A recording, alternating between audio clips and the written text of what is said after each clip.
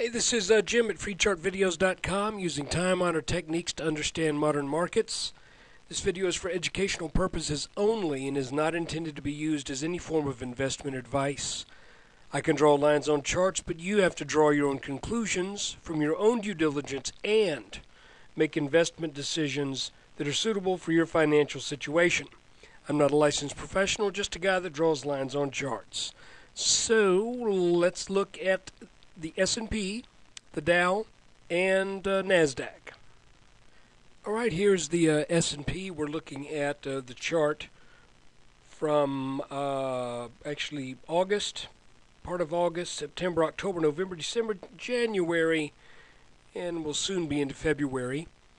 This shows the action, the price movements over the past 4 or 5 months, and you can see that things have been ascending at a fairly even and dependable rate. After we broke out of that inverse head and shoulders that formed after the flash crash, most of which is off to the left of the screen, we were in between this channel line and this channel line. We then underwent an intermediate, a little corrective move here that broke out, and we resumed up again. Now, just preliminarily, I have drawn a trend line from the bottom of the right shoulder of that inverse head and shoulders and the bottom of the corrective trend. And you might remember when we broke out of this way back just over 1200, in that video I mentioned that I think we're probably going to hug the underside of this broken line, not get above it again, but potentially hug that line. And at the time I said to 1240 to 1250 because that was the minimum target from the small inverse head and shoulders that broke out back here. But we got another target, 1340 to 1350. That is the result of the large inverse head and shoulders that marked the end of the bear market. And I'm saying that very deliberately. It marked the end of the bear market. So we are now in a bull market, despite some people arguing with me. You know, it's funny. It's funny how some people will call a bear market dip. So things could be going along great. We lose 20%, and the bears come out and go, "Whoa, damn, bear market! We got a bear market now. 20% dip. That's a huge bear market. Oh boy, you're getting ready to lose all your money now, longs." However, the same people will not call it a bull market when we're up 85%. I don't get it. I think they're brain dead. So anyway. This is the S&P. You can see we've been in this set of orange trend lines since early December. We stayed in between those even though we had some serious testing of support here, but we've stayed in those trend lines. If we zoom in a little closer, you can see that I've got all kinds of lines here. By the way, these red lines here, here, here, and here mark what I believe is a diamond pattern that's serving as a consolidation. If we measure this pattern just for jollies, and they're a little bit harder to measure because it's not a perfect diamond, but let's just, well, I accidentally grabbed that other line. Tell you what, let me move this back, because we got to look at that in just a second. If we measure this and add it to the breakout area, that's pointing us to the to 1314, something like that. Again, that's probably just a short-term target that I don't think we're going to get over this orange line to get it, but who knows? I don't know for sure. So, what is this black line? Well, the black line represents the previous high that we had at around 1296 or so, roughly, And you can see that today we spent most of the day above that.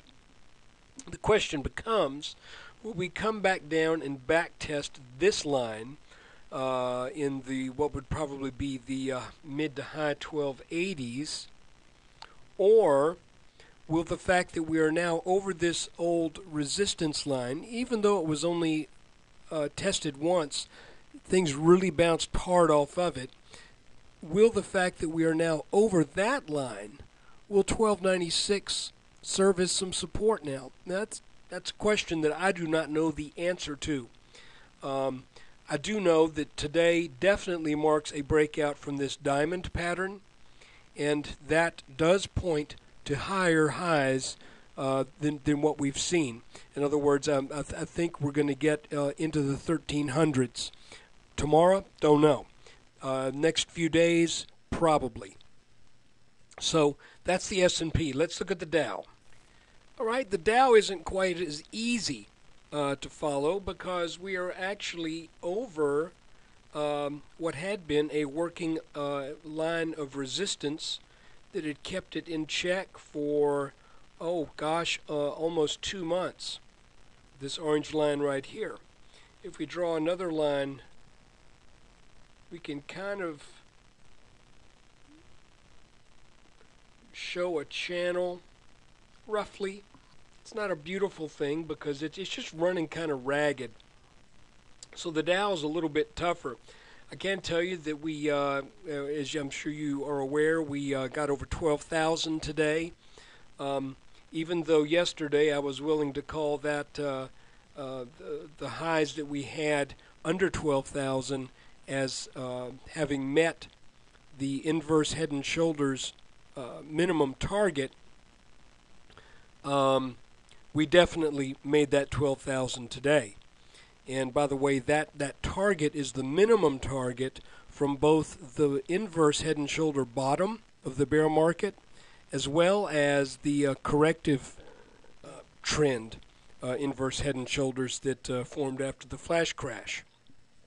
So right now the Dow's kind of what I would say in, I don't want to say in uncharted waters, but there's no pattern now that really points us any higher than what we've already achieved. That does not mean it's not going to go higher. It just means that that the projections from those patterns have fully been met. Now let's look at the Nasdaq. Okay, the Nasdaq is really kind of a mess. I mean, you see there is a general trend here, but it's really just kind of running ragged. We never got a touch on this line in this move, which I was kind of expecting would happen, but it did not. And it looks now that that we may be rallying, and who knows, we may come back up to test this line again. I will let you know that if you zoom in a bit, one thing to be careful of, I'll use this line right here. If we were to define this as a channel since early December, then the move that we had could potentially be basically a back test of that broken line, or it could be that that the Nasdaq just has a habit of then trading underneath, getting back on top. We've got a little inverse head and shoulders right here that we'll look at real quick. And here is, I'm calling this an inverse head and shoulders. That's kind of what it is. Here's the neckline in purple. That broke out, pulled back briefly, then took off. And it appears now to be forming something of a consolidation pattern. Whether or not it's going to pull back again, I'll be honest with you, I don't know for sure. But I'm thinking this is probably going to be setting up another upwards move to at least to make that 2750 roughly, 2749, and possibly more. So the markets are interesting. We've made some milestones this week. S&P briefly got over 1,300. Again, I'm still looking for 1,340 to 1,350 out of the S&P. Dow made 12,000. I'm happy with that. By the way, I first made that call back in August of 2009. And I don't know what the Dow was then, but it wasn't anywhere near 12,000. And the 1340, 1350 S&P was made about the same time. The Dow got there first. So anyway, look, I call this freechartvideos.com because there's no charge. And over the past few months, you know, it's been kind of fun to do, and there've been a little bit of revenue generated through advertising on the website, but it's not really showing the growth curve that I'd hoped for.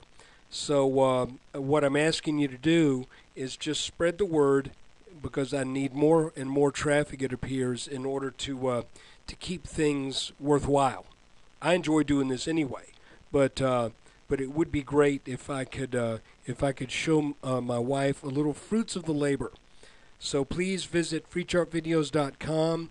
If you've got anything you need to buy at Amazon.com, I've got a link on the site under the books section for Technical Analysis of Stock Trends by John McGee. But if you need to buy anything else from Amazon, there's a link that you can use there to do that too. So that would help out a bit. Appreciate it. Take care. There'll be another video tomorrow.